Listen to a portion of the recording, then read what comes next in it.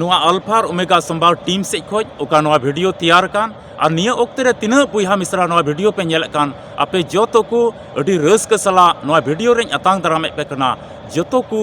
जिसु मरांग जय मसीह की ईश्वर बाबा और मितम सरहाव हुयुताय और महिमा हुयुताय एते अडी मरांग अत और ओक्ते आया कथा से लिकाते तिहिं गालमराव सनाई दिकना जेमन नुआ धरती तड़ाम टुंडंग रे उनिया कथा को बुन पंजाय और उनिया कथा को मन अंतर बुन रेबेत दोहय और उनका लेकाते नुआ धरती तड़ाम टुंडंग रिया उनका लेकाते नुआ धरती रिया चिंता को कोन उनका लेकाते नुआ धरती रिया भावना को कोन बंचाव और सहाड़ कान बुन तहन और मोजा हर से बुन तड़ाम लहा और ईश्वर बाबा महिमा और सरहाव अबू को होते ते हुयो अदो तिहिं आमा जीवन रे नुआ अत और ओक्तेम न्याम का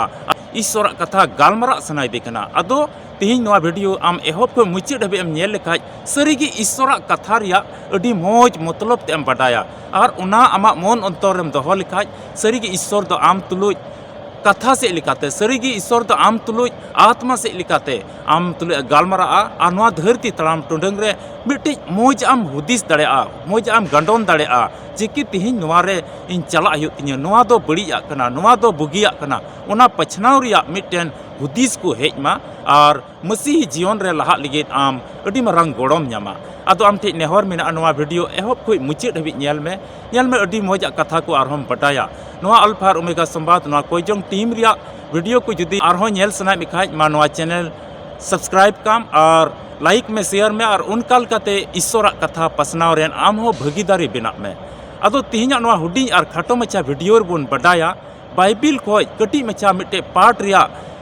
मतलब ते बुन बडाया और उना मतलब ते लय बुझाव रिया से भेद भंगाव रिया इन कुरुमुटुय तबुना और जेमन उना मौज तेम बुझाव दड़िया और उना को कथा अंजम कते आम हो अडी रस्कम तहन और आम रस्क तिनाम तहन ईश्वर आमा उना देवा सेवाते उना सेवा सरहावते जेमन उनी आहो महिमा हुयुताय और आमा जीवन रे आयमा भोर और सहय आमे जड़ीवाम आदो बांग विलम कते तबे दिला वीडियो लाहा से नेल में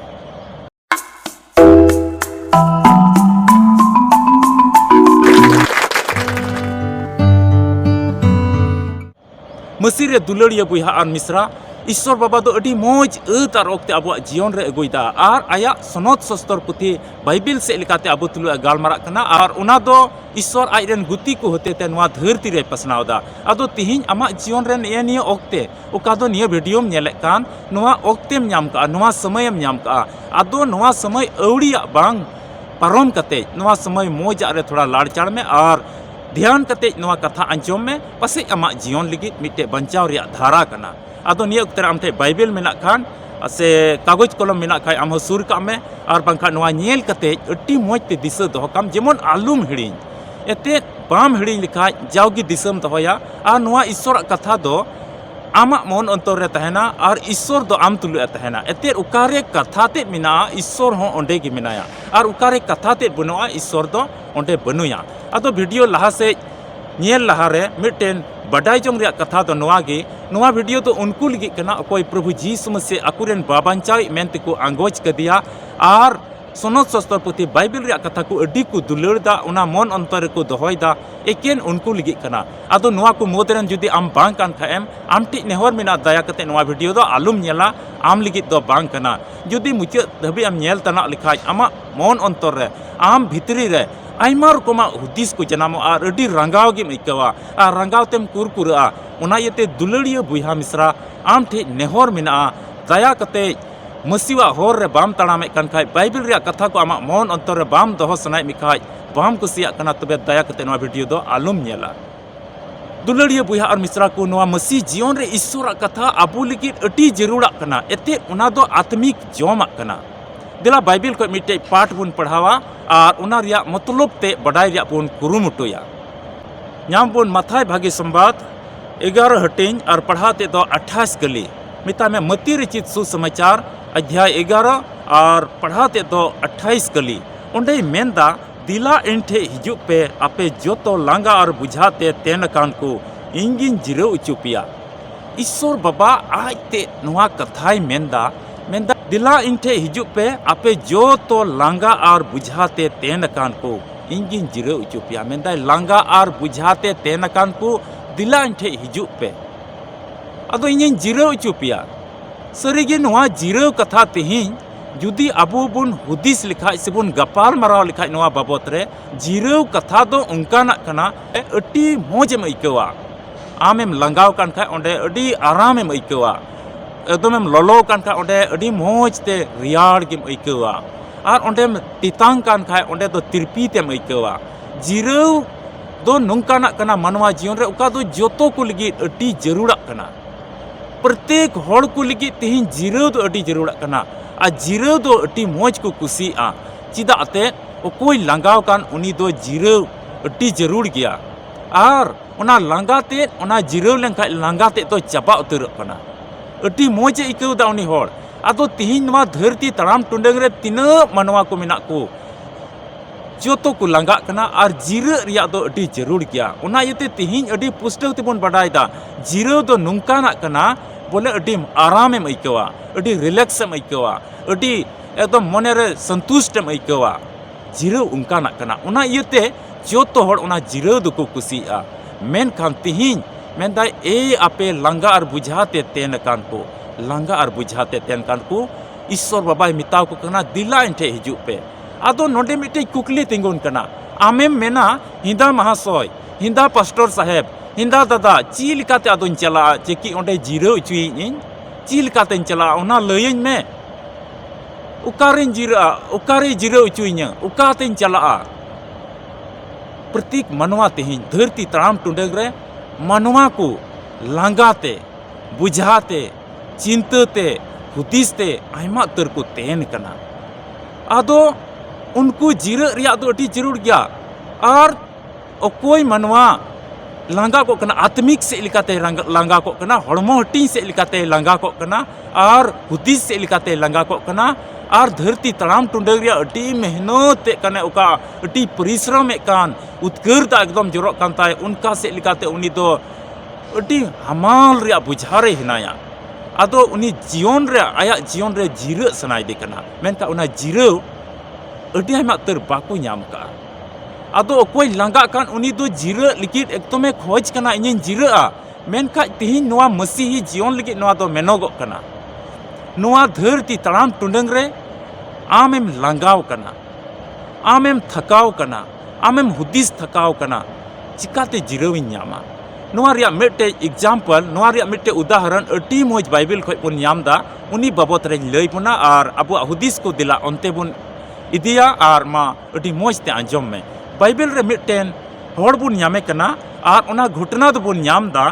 मार्क भागी संवाद 10 हटिंग और 46 कली खय 52 कली हबी रे नोआ घटना दो नामक कना ओना घटना रे दो ओंडे दो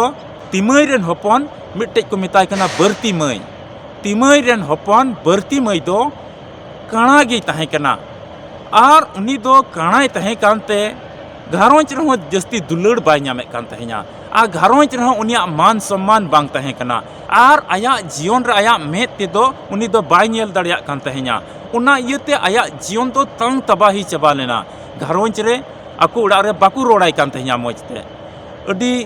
हिरखा गेको नेले कान ताहेना अडी बड़ी गेको नेले कान ताहेना आदो घारोंच रिया जोतो मुश्किला अवस्था से लिकाते उनी दो एकदमे तेन जेबुन कान ताहेना बुया को मौज बाको रोड़ाय कान ताहेना घारोंच रे उनिया मान सम्मान बांग ताहे कना उनका से लिकाते उनी दो तेन कान ताहेना और आज बाबा ओकोय ताहे कान उनी होय मेनदा इरेन हपन माय काणा गे हिजु कान दिन लिगित दो चिकाते नुई दो मिटेन घारोंच मौज बिना तया से इरेन मिटे वंश बुद्ध आरो को हुयुआ चिकाते नुई दो घारोंच से समड़ाव दाड़िया से हिजु कान दिन रे इन होय चिकाय नेले냐 उनका पसे गो बाबा हो हुदिस ताहे कना मेनका उना पार्ट रे उन दो हंते ऑल बनुआ मेनका थोड़ा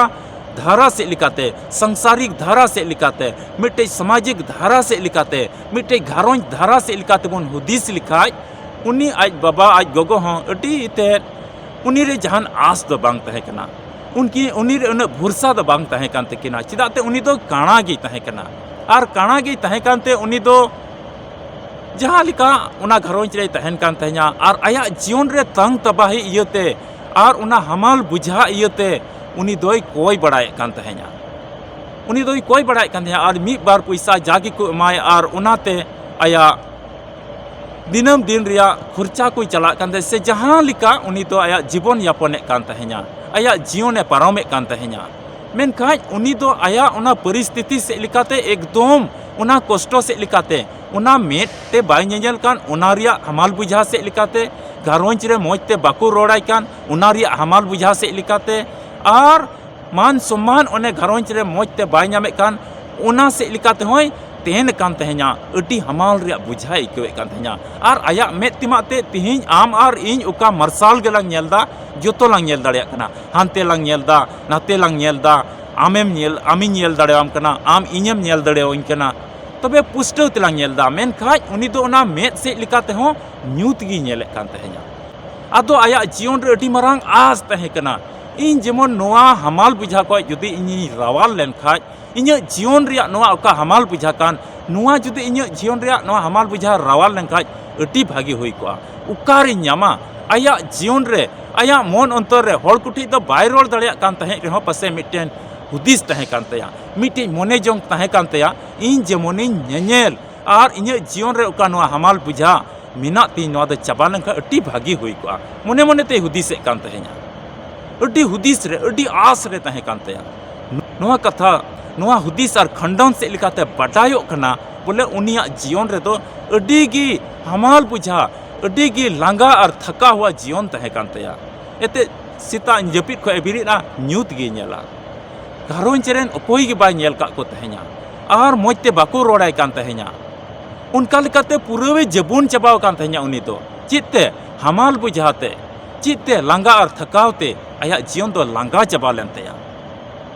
आदो प्रभु जीसु मसीह मिदम उनका गे ओना ठई आ जायगा ते हेज लेना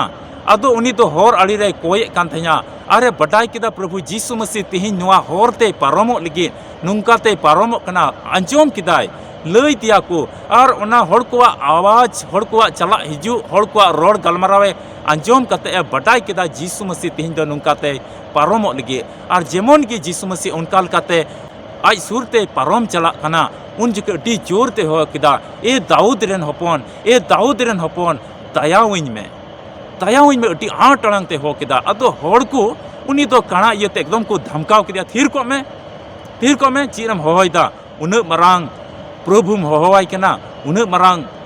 भागी संवाद और बंचाव रिया कथा को मनवा कोई बुगी को उनिम होवाय कना उनिम डिस्टर्ब दे कना आयमा रकमा को धमकाव किदा उनी मेनका अडी संगीन रे प्रभु जीसु मसीह तो उनिया होहो आड़ांगे अंजोम किदा आरे मितावा कोआ उनी इन ठे अगुई पे और उनी दोय चलावना आरे मितावाय कना आम लगी चीट इन चिकाय चीट एम खोजो कना इन ठे को जेकी आम लगी इन चिकाय उनी काना होड़ दोय मेन किदा जेमोनी नेनेल आया आयमा बछोर पसे उनी 35 बछोर रेन होड़े तहे कना उनी बर्ती मई 35 बछोर रे से 36 बछोर रे से 37 बछोर से 40 बछोर रे तहे कना तबे बुझे में उन बछोर को उनी दो न्यूत गी नेले कान तहे냐 उन बछोर को उनी दो घरवंच रे मोजते बाको रोड़ाय कान तहे냐 उन बछोर को जेमोना जम को एमाय कान तहे उनकाना गी जमे कान तहे냐 और उनका लिकाते आया जीवन रे दो हमाल बुझाते तेन कान तहे냐 और उनका लिकाते आया जीवन रे दो लांगा चबा लेना आया जीवन रे दो मने मने ते आस तहे कना जेमोन इन दो बांचाव इᱧाम जेमोन इन दो नोआ हमाल बुझा जेमोन इन दो नोआ ओकाኝ लांगा चबाव कान बांगेल से लिकाते घरवंच रे मोजते बाको रोड़ाñ कान से लिकाते और मोजते मान सम्मान इᱧ बनु से लिकाते जहां लिकाना गी जम को मइन कना और ओना गी जम दा नुंका से लिकाते एकदम इन लांगा चबाव कान नोआ लांगा जेमोन इᱧ जीवन रे चबा आदो उनिया मान सम्मान दो चित इयते बांग तहे कना चिदाते उनी दो काना गे तहे कना और काना होड़ दो इन मान सम्मान उनी दो उन मोजते बाको रोड़ाय कान तहे냐 अड़ीसाय कान तहे को गो बाबा उनी हिजु कान भविष्य रे जहान भरोसा बांग तहे कान तकिना इनके चिदे चिकाया नुई माय काना गे जनाम नाय अलांग को जनाम नाय मेनका नुई माय काना गे अलांग बाय नेल दाड़ेव लंगा नोआ घरवंच बाय चलाव दाड़ेया उनका उनी आया जीवन को लंगा चबाव कान तहे냐 उना को हुतीस कते जीसु मसीह ठे मेंदा जेमोनी नेनेल और जीसु मसीह उनिया मन अंतर को उनिया विश्वास को नेल केदा अरे मिताव दिया दु आमा विश्वास से लिकाते आम दम बुगिव कना और अड्डी उसरा के उनी जीसु मसीह दयाते उनी दोय नेल चुकी दिया और जीसु मसीह दो उनी बुगी की दिया और उनी काना होड़ दो उनी बर्ती मई दो अदोय नेल कना जो तो नेल किदा और अडी पुष्टव ते नेल केदा आदो ओना नेल बात रे तीन रे जुतना अडी रस्के इको केदा आया जीवन रिया 40 बछर खोज उका दो उनी दोय लंगा चबाव कान तहे 40 बछर खोज उका दोय थकाव चबाव कान तन्या 40 बछर रिया उका बोझ तहे कान 40 बछर रिया उका हमाल बुझा तहे कान उना तो सट करिते मीट खड़ीते रावा लेनतया और जीसु मसीह पंजा केदया आज नेनेले एहब के खाज जीसु मसीह तायनम ते चलावना और उनिया कथा को उनिया मिमित कथा को मन अंतर रे दो केदा और आया जीवन रे मिट्टे मौज हड़ बिना लगे कुरुमुटु केदा और हिजु कान दिन को अटी मौज की हुयनते मसीह रे दुलड़िया बुहा मिश्रा को तिहिन वा धरती तड़ाम टुंडंग रे पसेज आम हो ओना घरोंज रिया परिस्थिति ये से लिकातेम लंगाव कना आयमा रकम चिंता से लिकाते तिहिन दो हमाल बुझा आमा मिना आदो ओना आत्मिक रिया कथा को हुदिस से लिकातेम लंगा चबाव कना और संसारिक से रिया दुख और तकलीफ को हेज पड़ा कान नवा धरती रिया दुख और तकलीफ को का हेज पड़ावाम कान जुदा जुदा ओना तकलीफ दो हुई दड़या ओना को आमा जीवन रे आमा घरोंज रे ओका हेज पड़ा कान ओना से लिकाते आम हम लंगा चबाव कना हानते नाते हना नवा को रोड़ेम अंजमदा प्रभु जीसु मसीह हर रे तिहिन आमेम तड़ामे कानते प्रभु जीसु मसीह हर रे तिहिन आम तड़ामे कानते हानते नाते हर को रोड़े में कना अड्डी अड़िस की को रोड़दा अड्डी बड़ी की को रोड़दा और आयमा रकम रोड़ेम अंजमदा तबे नुंका लकाते आमा जीवन रे हमाल बुझा मेना मेनका तिहिन चीज आम प्रभु जीसु मसीह ठेम हेज कना चीज आम उनी ईश्वर ठेम हेज कना उनी कणा होड़ हुई कते अड्डी प्लानिंग बिनाव कते हर आड़ी रे अड्डी कोयो हर रे तहे अड्डी ते तंगी रे तहे कना जीसु मसीह तीन रे नवा हरते पारमोआ आरिन बुझ गोदा होहोया उनी और इने मन अंतर के होहोया अड्डी जोर तेन होहोया और सरी के उनी कणा हर द जीसु मसीह तीन रे पारमो कान तन्या अड्डी आठ टाड़ांग ते हो केदा ए दाऊद रेन हपन मा दयाविन में पंचाव कइन में अड्डी आठ टाड़ांग ते हो केदा आमा जीवन रे चीज तीन ईश्वरम होहो कदिया अबेन जुरी परी मिलव कते तीन अबेना ओना हमाल बुझा लगी जीसु मसीह बेन होहो कदिया आमरेन गिदरा को तुलुज मित कते तीन जीसु मसीह पे होहो कदिया उनी ईश्वर पे होहो कदिया जे कि आमा घरोंज रिया ओना हमाल बुझा आमा ओना जीवन रिया लांगा जेमन चाबा ताम जुदी तिहिन आमेम होहो कति खाय जरूर गी चाबा तमा उनी कणा हर लेका जुदी तिहिन आमेम शुरू कान खाय जरूर गी चाबा तमा और तिहिन दबी उनी ईश्वर जुदी बाम होहो कति खाय उना हमाल बुझार गे मेंदाñ तहे हताड़वा उना लांगा और थकावट रेगिñ तहे हताड़वा उनका गे जीवन बिता तिña उनका गिñ तहे हताड़वा उनका गिñ सहाव हताड़ा तबे उना कष्टर गेम तहे हताड़वा और उनी कणा हर लेका तिहिन जुदी आम हो उनी जीसु मसीह उनी ईश्वर जुदी तिñ आत्मा से लिकाते घरोंज रिया मौज चली चलन से लिकाते मी जमाण कोयजोंग से लिकाते सनोत सस्तर पुथी बाइबल रिया मिमित कथा को मन अंतर रे दोहो से लिकाते गिरजा देवा सेवा चला से लिकाते जुदी उनी ईश्वर ठे आमेम शुरू कान खाय उनी तो आमा जो तो हमाल बुझा कोई चाबाय तमा अरे रवाल कतमा और आम तो अटी मौज एम आइकवा और अडी सधीन कते अडी रस्क तुलुय अडी मौज अडी रवाल सला आम तो ईश्वरम सरहावया मसीह रे दुलड़िया बुहा मिश्रा को अदो नवा धरती तड़ाम टुंडंग रे आम हो उका जायगा रेन कनाम इन बइन बटाया उका ठई रेन कनाम बइन बटाया चिलकान घरोंज रेन कनाम बइन बटाया अपया घरोंज रे चीज मुश्किल मेना उना बइन बटाया आमा घरोंज रे तिना को रोड़े में कना उना बइन बटाया आमा घरोंज रे आमा तिना मान सम्मान मेना उना बइन बटाया आमा घरोंज रे चिलका बुहा को आम तुलुय को व्यवहार दा उना बइन बटाया मेन खान ईश्वर तो बटाई गया आदो तिहिन जरूरा दो नवा कना आम ईश्वर ठे शुरू हुयु तमा उनी कणा होड़ दो होर अड़ी रे चलावना और तंगी रे तहेना जीसु मसीह तीन रे पारमोआ उनका तिहिन जीसु मसीह रिया तंगी रे तहन हुयु तमा उनका तिहिन कोई जोंग से लिकाते उनी तंगी रे तहन हुयु तमा उनका उनिया कथा को अंजम से लिकाते उनी तंगी रे तहन हुयु तमा आ तो आमेम होहो दाड़ेया आ तो आम उनी होहो मा आज सुर रे इदिमिया और आमा जीवन रे मिटे मारांग बदल अगुया और आमा जीवन रिया जो तो हमाल बुझा कोई रवाल तमा और अटी मौज घरोंज रे पे इकवा जुरी परी मौज की बेन तहना गिदरा को तुलुय मौज की बेन तहना आमरेन गो बाबा सावते अटी मौजम तहना जो तो होड़ आपे घरोंज रे ईश्वर पे सरहावया अटी महिमा हुआ मसीह रे दुलड़िया बुहा मिश्रा को सरी की चलावेन जीवन चलावेन समय और ओक्ते को आमा जीवन रे अटी दुख तकलीफ तहे कना से तिहिं हो मेना तमा ओना इयते आलुम भावना आलुम चिंता उनी कणा हर लेका तिहिं उनी तंगी रे तहन में और आमा जीवन रिया मुश्किल तकलीफ को बाबत रे उनी ईश्वर होहवाय में उनी ईश्वर ठे सुरुप में उनी तंगी रे तहन में उनिया मिमित कथा को मन अंतर रे दोहो से लिकाते उनी तंगी रे तहन में तिहिं और जुदी तंगी रेम तहन कान खाज सरीगी आम दो आमा जो तो हमाल बुझा कोई रवाल तमा और आम दो अटी मौज गिद्र उनीरम नेम हुआ उनीरन मिटे मौज चिलाम हुआ आम होते ते उनिया कथा को पसना और आमा जीवन रे जो तो हमाल बुझा को दो चबा और एन को अटी रिस्क और सुलूक और अटी महिमा सरहाव हुआ आम होते ते उनिया तुलड़िया बुहा और मिश्रा को सरीगे उनिया कथा दो अबुआ जीवन लगी बंचाव रिया मिटे आधार कना और उनी सनाई दी कना अबु जेमोने बंचाव बोन उनिया मने जोंग दो ओनागे मेना मेनका तिहिं मिमित मनवा को मिमित बुहा मिश्रा को उनी टे सुरु रिया जरूर मेना अदो तिहिं नुआ कथा अंजोम से लिकाते आमा मन अंतर नुआ सस्तर कथा ओका तिहिं अंजोम का नुआ से लिकाते आम सपड़ा में और तिहिं खोज उनी ईश्वर तंगी रे तहन में और जीवन रे आमा ओका तिहिं हमाल बुझा मेना ताम उना लैय में उनी ईश्वर चिलका से लिकातेम लैया कोई जोंग से लिकाते चिलका से लिकातेम लैया सस्तर रिया कथा अंजोम से लिकाते चिलका से लिकातेम लैया उना कथा मन अंतर रे दोहो से लिकाते चिलका से लिकातेम लैया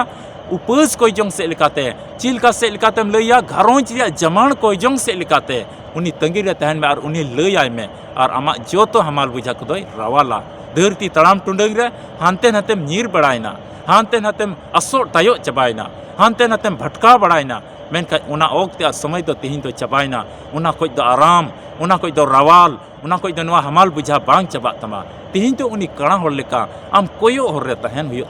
उन तिहिं दो उनी कणा हर लेका आम तंगी रे तहन हुयो तमा जेमोन के उनी ईश्वर आम सुरते पारमो उनी सुरते तीन रे पारमो कंथे उनी हो किदा उनी ईश्वर तिहिं होहो रिया अता रोकते कना आम सुर रे तिहिं ईश्वर मेनाया आम बाम होहो कदिया आम होहोआय में आमा दुख तकलीफ को चीत कान तमा आम लैय में जेमन आम उना को रवाल में और खटी के आम गड़ो आरे भोर में नुआ ईश्वर कथा रे पतियो मेना तम खाय जमाण मेना तम खाय मा तिहिं गे आमा घरोंज रे आमा जीवन रे कुरुमुटुय में जेमन ईश्वर तो आमा दुख तकलीफ को जोतोय रवाल और खटी गे रवाल तमा और आम होते ते महिमा हुआ और अड्डी मारांग आमा जीवन रे गुहा हुआ